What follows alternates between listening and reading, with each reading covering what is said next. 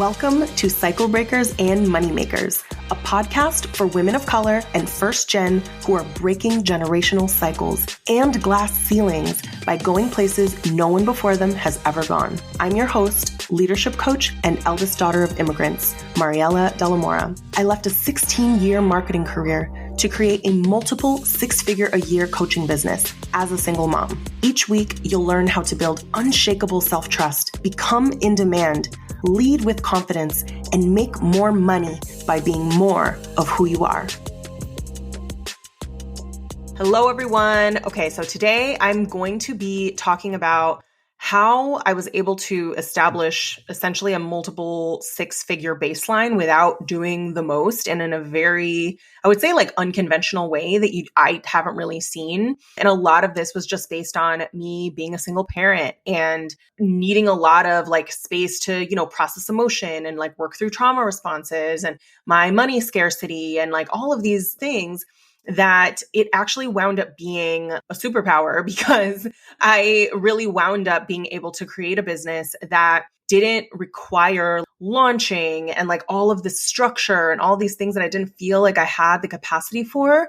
But it didn't mean that I wasn't able to build a profitable business. So like I have had a hugely profitable business that I've built, I like to say in air quotes, like a single mom. But to be honest, this is for me the way to build a consulting business or coaching business or any sort of expertise-based business in a way that is of the highest profit with the most peace and what has really fit into my life and felt really simple. So I'm going to cover today 6 steps to establishing $250,000 years as a baseline with just one offer and no launches. I'm going to cover not only these 6 steps, but also how my mindset and my perception of myself had to change in order to support that. So let's dive in. For the last 2 years, I've been able to maintain, like I said, $250,000 a year baseline just from one offer, which for me has been private coaching, and that's separate from launch income from Reclamation. So when you see, say, consulting-based businesses or coaching-based businesses that have these huge, huge years, at a certain point, they introduce launches and offers. So this is separate from that. I didn't even have an offer, a group offer to launch until the end of last year. And that was intentional because of what I'm going to talk about today. And I have been able to, like I said, establish this $250,000 a year baseline with no launches, no digital products, no 90-minute intensives, and no professional branding or a website yet. Like I didn't have a website or branded until later this month. So later this month, I'm going to have that finally, but it's been almost 4 years, right? So it's just been me and like photo shoots and my expertise and my knowledge and my belief in myself. And also marketing on really only one platform, Instagram. And also, speaking engagements, podcasts, things like that. So visibility for sure has been an element for me. But in terms of actual platforms, it's been mostly just marketing on Instagram. I haven't even really emailed my list until this year. A lot of this as well is my advice, what I'm going to share today. This same advice is going to apply to what it takes to work up to having a 5-figure offer, but not fully. I'll have a separate episode on that. And it's also my advice for how to stay booked out, but I'm also going to release a separate podcast episode on that. So stay tuned because those are coming. And one final thing that I will say before I dive into the 6 steps is that the reason this is important and the reason that I wanted to talk about this today is not just because I'm like, oh, here's what I did and here's what I help my clients do and, make more money, which is great. I'm saying this because I know and I have seen firsthand that we as women of color and first gen will place an artificial ceiling on ourselves as far as what we think is possible. And I think that the idea of $250,000 a year in income is like shocking to people when I'm talking about how when I did that, I was posting like 3 times a month for like the majority of my business. I was not structured. I felt inconsistent most of the time. I was in my feels like most of the time. I was struggling with single parent stuff. I was a big part of that time. I was living in Oregon, away from my family and away from, like people that I knew and felt lonely most of the time. Like that's what I'm proud of is like $250,000 a year while not feeling super great most of the time, while parenting, while going through it, while life was lifing. You can still do that. And I want there to be more examples of that, that like your perfection is not required. You being perfectly polished is not required. You can have a lot of things that you feel are hard or like, working quote unquote against you, and you still can make a lot of money.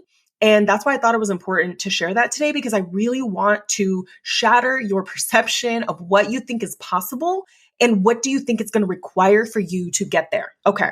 Had to say all that just to frame that this isn't just like how to make more money, like basic advice. Like this is literally this is so rooted in, I want more women of color and first gen and mothers and people, still at their jobs to know what is possible for them by being that example and sharing how I got there. So reaching 200K, 250K baseline, I'd honestly say within the next year or two, if depending on where you are right now, you can get there by focusing on these steps. So number one, get better at selling one main high ticket offer versus trying to launch a group or trying to sell multiple things at once. I haven't seen that work out very well. People think like you have to go in and you have to give them like an offer that they jump into first. And then after that, they go into this other thing. But the thing is, every offer has a slightly different promise, slightly different audience. The way that you sell a lower ticket offer is different than the way you sell a group, is different than the way that you would sell one-on-one coaching. So you don't even know all those audiences well enough to sell to all of them at the same time. Not everyone believes this. A lot of what you get taught is like you need an ascension model and you need all of these different price points, but like you don't know your audience well enough to do that. At the same time, every single offer is like a mini business within your overall business. And if you can learn how to provide the deepest transformation in the most intimate way with direct access to your client's brain, I don't care if what you're coaching and consulting them on comes from an entire career. For me, it does. It comes from 16 years in marketing. Does that mean that I know my clients' brains? No, not until you start serving them, right? So you are building a different skill set for every offer. The one thing that I would say is like really, really get better at selling one main high ticket offer and understand your person so well that you're like, I can pluck thoughts out of their brain. I know exactly what their perception is. I know exactly how they think about their problem.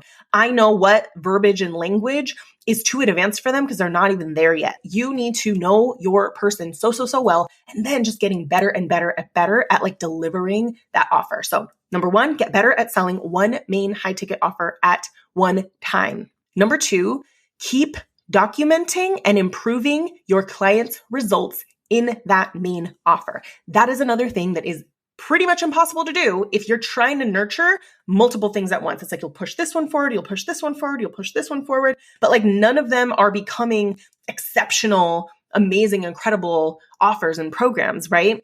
There's so many lessons individually to learn in each one. But if you really study the most intimate offer that you can, which is the one where you have the most direct access to your client, right? Whether you're a consultant or you're a coach or you are a done for you provider, whatever, if you focus on making that the best that it can be and you listen to what your clients are saying and you think about how can I deliver this better next time? What am I missing? How can I get better and better at it? You won't have to try that hard to sell it because it's going to be so good that your clients are going to send you other clients and your results are going to be so good that people are going to come across your page and they're going to be like, oh, you're the person for me that I want to work with. That just trickles down into everything else and it will make it easier for you in every regard. And it will feel like you're going slow because a big part of it is like, okay, well, I want to go bigger. I want to do more. And it's like, no, literally the best thing that you can do is just make whatever your offer is the best it can possibly be.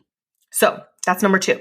Number three, create a culture of renewals. So essentially this is developing long-term relationships with your clients. And that requires you always knowing what is next for them.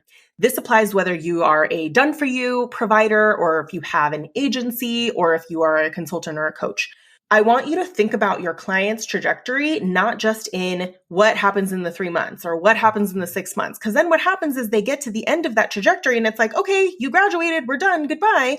They still have needs that are related to what you do. If you're not thinking about that, you may just kind of release them back into the world and then they're still going to have these needs. But because you didn't walk that path with them or think about that with them, then they're just going to finish working with you. And then you're going to just be replacing the clients, which is great. You always want to be bringing new clients into your main offer, but what is next for them? So this is where I would say, if you're going to create another offer, have it come from your existing client base, not just something you imagine out in the world that's completely separate. That's in the same way that I created Reclamation Mastermind. So Reclamation Mastermind was an extension of my one-on-one coaching. And I knew them so well that eventually I was like, they need to, so they've made the money already. Now they want to blow it up and amplify that, add their thought leadership, become more visible, develop the leadership skills to scale and to, hire team members and all those things. But that came from my one-on-one coaching. In fact, my literal one-on-one clients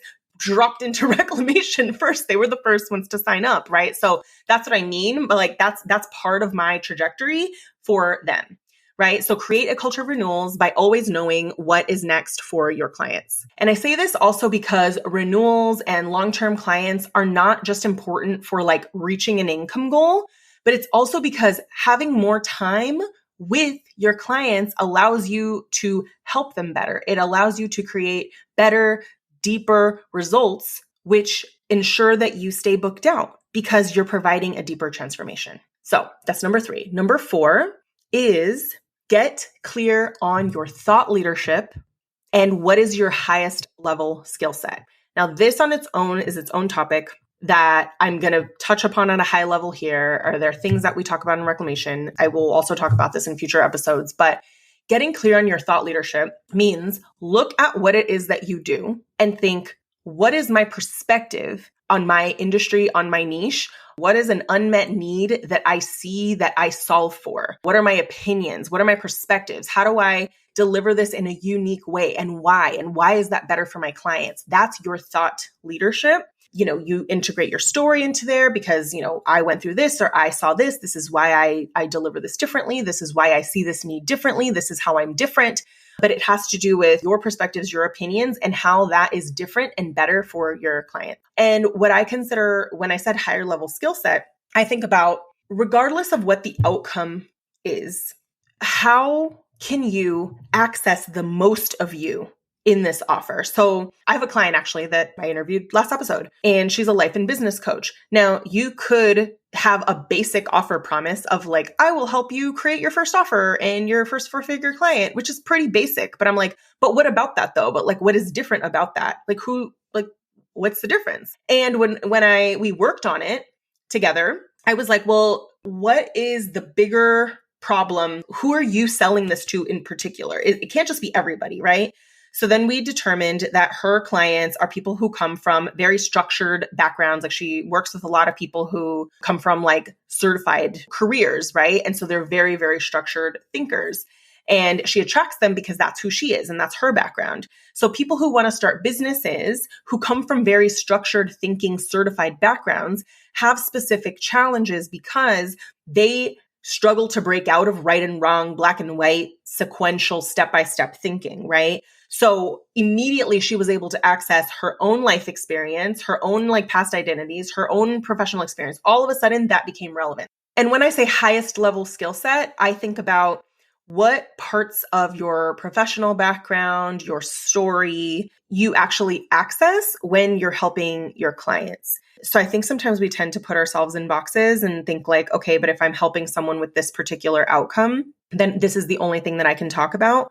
But oftentimes, especially when you're in like an information-based business or an expertise-based business, people will forget that they have a lot of transferable skills. So your highest level skill set is like, what do your clients need of your other transferable skills? These could be life skills. These could be business. This could be, professional. This could be creative. These could be other transferable skills that you bring in. And the reason that this is important is because at that point, you are the highest level expert that you can possibly be, because even if you don't have a lot of experience in delivering your offer, you're accessing a lot of past things that are also transferable skills that help your client get a result as well. So number 4 is get clear on what is your thought leadership and what are the highest level skill sets, transferable skills that you also bring into your work, and how does that help your clients better? Number 5, Make client results easy to find in multiple places. I cannot stress this enough. This is so simple, yet I see that sometimes the reason people don't do this is because they just simply don't have a process for capturing client testimonials or client wins. It doesn't always have to be testimonials at the end that you wait until the end. It's having a way of capturing wins and successes from your clients as you're working with them and at the very end. That will probably be a whole separate podcast. I guess I have a whole system on how I have so many testimonials from clients and how when people are deciding who to work with, that is something they specifically seek out. They will go to your website to see, who have you worked with? Has she worked with someone like me? What kind of results have they gotten? Are those the results that I want? Do I see myself in their client, in her clients, right? That could be a huge opportunity for you right now. If you haven't captured client successes, like whether it could be as simple as for now, like a screenshot folder that you keep in your camera roll that has like your wins, and then you share them, you keep them in a folder, having a form that you send out before the client relationship ends so that it isn't like an afterthought, like send it out ahead of time, make it super easy. Part of what I do is I begin a sentence for them in the form and then they just finish it. That helps them give the testimonial because people don't know how to write testimonials. They know how to answer prompts, right? So that could be its old podcast episode, but make your client results easy to find in multiple places. Link in bio, website, tell stories about them in your content, create folders in your Instagram. I think they have like a way of like creating folders with results, all of that. Make it super, super easy. Number 6, make third-party credibility easy to find. Third-party credibility is when you are sharing your expertise on a platform you do not own. Third-party credibility carries more weight, in my opinion, depending on the platform, than you and your own platform. Because you could say anything you want in your platform, but depending on the credibility of the platform you're on or what the platform is, the reason it's called third-party credibility is because it's a third-party platform, and then you build trust by being featured there. So that could be you being on someone's podcast. It could be a speaking engagement. It could be you being a guest coach. It could be you featured in an article, all of those things, right? Especially at the 5-figure offer level, your clients expect to be able to find you sharing your expertise on platforms you don't own. I cannot tell you, I think every single client on discovery calls, especially once my offer became 5 figures at the beginning of last year, they all told me, I listened to all your podcast episodes. I Googled you. I looked you up on LinkedIn. I read articles that you wrote. I saw these things. Like, they did their research. That matters because they want to know, is this person credible or are they just a good marketer? And there's a very big difference because even your client testimonials, people can kind of fudge those. And there's just a lot of things that you could say on your own platforms. But when they hear about you and they see where you've been featured or where you've spoken, it instantly is like, oh, this person is a trustworthy, credible person. And so one of the things even that I've had my Reclamation clients do is create a Spotify playlist of podcast episodes that they've been featured in. If you have enough, some of them have a press page where they have a speaking page on their website and it has like links to places that they've been featured. And that's what I want for all my clients because they all like do a ton of speaking. And even if you haven't, the little things that you have done, like making that easy to find. Okay, so I'm going to recap really quick those 5 things. Number 1, get better at selling one main high ticket offer versus trying to sell multiple things at once. Number 2, keep documenting and improving client results in your main offer. Number 3, create a culture of renewals by always knowing what's next for your client. Number 4, get clear on your thought leadership and what is the highest level skill sets and transferable skills that you bring in to your offer and how you help your clients. Number 5, make client results easy to find in multiple places. And number 6, make third-party credibility or places that you've been featured easy to find. Okay, I know that was a lot, but honestly, and then before I go into the mindset and those shifts, those things, you don't have to do all of them at once. I think as you hear that, you may think like a few of them stand out to you. So I would say start with those first. Don't feel like you have to do all these things. You don't have to do all these things. But if you heard one of those 6 and you're like, these 2 really stand out to me, I know that I could do that right now, put that in your plan for Q4. Put it in your plan for the new year. Get your team members on it, right? Okay, here's how my mindset, my beliefs, my perception of myself had to change in order to allow this. Now, one thing that I'll mention is like getting to multiple six-figure years really does require you having a five-figure offer, unless you want to have 20 clients at a time, which I think is like insane, right? Because your attention is going to be split in so many different places. You're going to be burnt out. And that's just like less time that you have to think about each client, right? So really getting to multiple six-figure years does require you having a five-figure offer. And so here's a few things that had to shift for me. One is like I had to challenge the notion that I couldn't charge more than a certain amount. There was a time when I thought that I wasn't like established enough to charge 10K because like I didn't have branding and I wasn't a consistent marketer like my coach was. And like I just compared myself a lot. I remember that being a really big moment for me. In fact, there was one particular moment where it was the beginning of last year. I was in Mexico City with my friends, Liz Fernandez and Erica Cruz. And Liz and I were like on a rooftop and having dinner in Mexico City. And she made this comparison. She's like, you are like the coach for first gen. She's like, you are like one of the top coaches out there. She's like, you are a coach with a five-figure offer. And at the time I wasn't charging five figures. And I was like, no. Like maybe at the end of the year, I don't know. And she's like, no, right now. Like she has this way of like calling you out with love and like you believe her when she says it. And she's like, no, literally right now. She's like, you could charge more than that. Like that's it. You're already a five-figure coach. And I was like, yeah, you're right. And what happened was I came home from this trip. I had done a photo shoot before this trip. My photos came back. I looked at those photos and I said, damn, I feel like I look like $1 million coach in these photos. And I thought about what my friend Liz said. And I was like, you know what? I am a five-figure coach. I changed people's lives. Like I looked back at my testimonials. I thought about how much I care and how much I pour into my clients and the things that they have said and the things that they've done. And I decided that day to change my price. And within less than 24 hours, I already had a sales call booked at that 10K rate. And what's wild is I actually had more demand at 10K than I ever did at 8K or 6K. Like the calls were flying in at that time. I remember that was where I started booking like months in advance. And I managed to go from a 6K offer to a 15K offer within 6 months. So I went from 6K to 8K, then from 8K to 10, and then from 10 to 15. I had such a long wait list that I was like, there's just no way. I'm going to keep raising my prices, that this is going to curb demand. But I think because my self-concept was expanding along with it, and I really leaned into my thought leadership and everything that I'm sharing with you today, like the demand continued. But like the most important part was I had to, number one, challenge the notion that I couldn't charge more than a certain amount or that I wasn't established enough or, the branding and all those things that really don't matter when it comes to a five-figure offer. So that was one of the things that really, really sticks with me. The other is I really had to challenge and keep challenging the notion that serving people of color meant keeping your rates, quote unquote, low. That's literally not true. And I think we can acknowledge that systemic oppression exists and that, women are paid less than men in the workforce, and we can acknowledge all these things. And also, my clients are badass. They are successful. They have, many of them, whole ass careers that they came from. They're really good with money and saving. You know what I mean? They're really strong decision makers and they do their homework before they come to me. Like they're hella smart. They're brilliant. They have the money.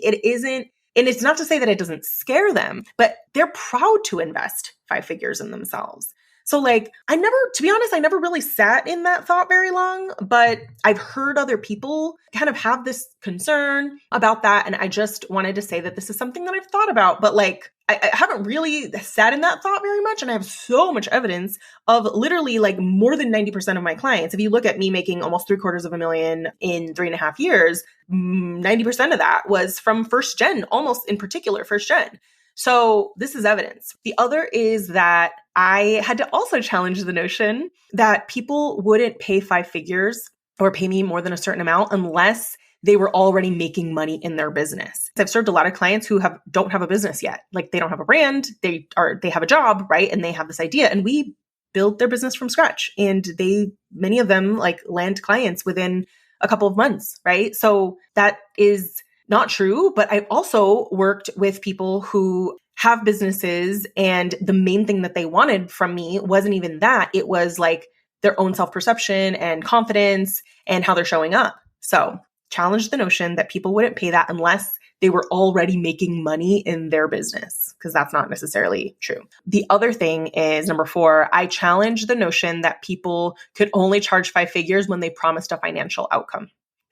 I know many of you are like, no, but you can't do that unless you're a business coach, or you can't do this unless, whatever. And I am like the lifiest business coach there is in so many ways, right? And if you look at my testimonials, even the clients who made hella money, like even the clients who made 6 figures, I have 7-figure clients, right?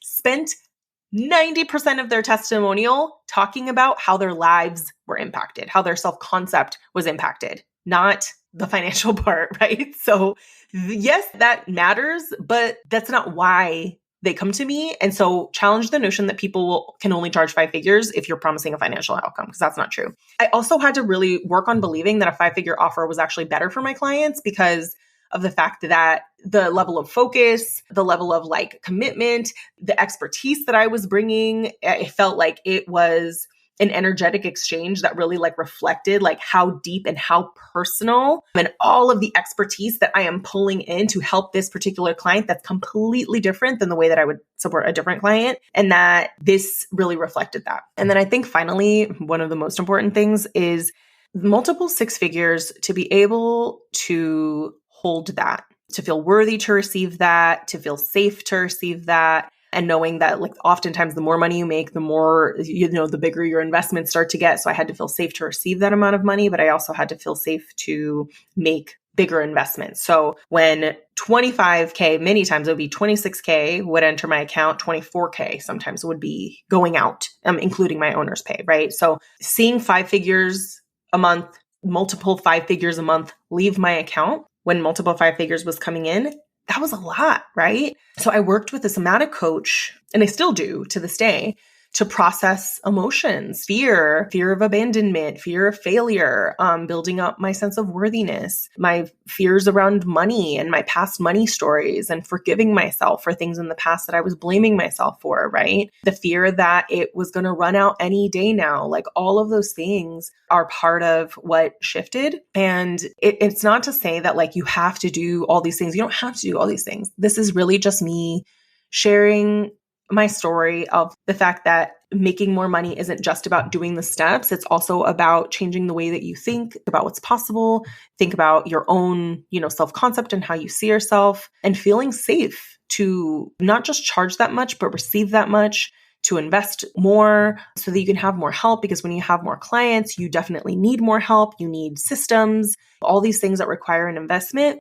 So it really does require safety. It really does require changing what you think is possible and how you see yourself, not just doing the steps. Because Lord knows if doing the steps was enough, we would all be making so much more money. So in many ways, the person that I, had to become was equally, if not more important than the steps, because otherwise I could share these steps with you and you just won't think it's possible for you, or you won't think you're worthy, or you'll be afraid to actually hold someone paying you $15,000 in full because you just have thoughts about it, right? Like we will reject things that we don't feel safe holding, even if our logical brain wants those things. So I want to recap the last few things that I shared around how my mindset and my sense of safety had to shift in order to receive a $250,000 a year business with just my private coaching offer. One is challenging the notion that I couldn't charge more than a certain amount because I wasn't worthy.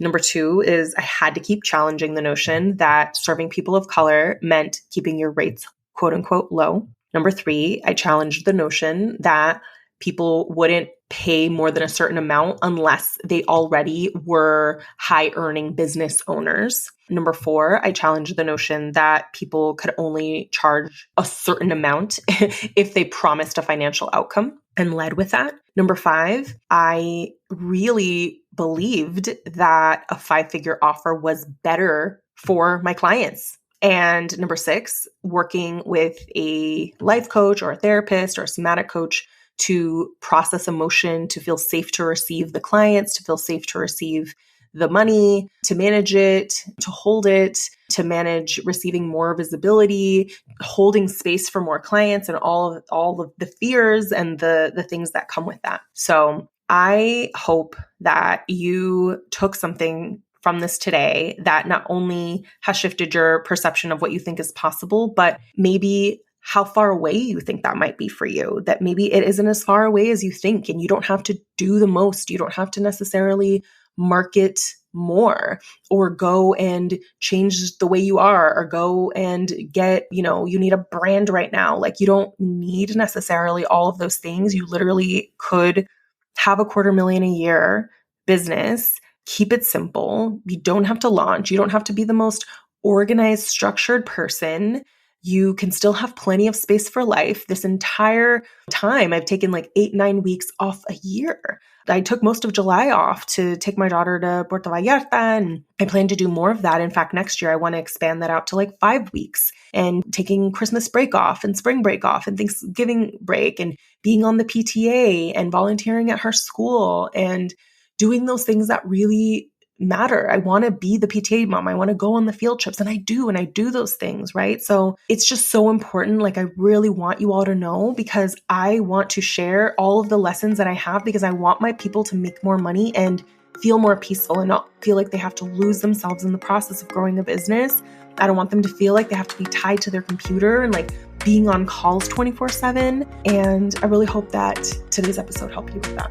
Thank you for being with me today, and I will see you on the next episode.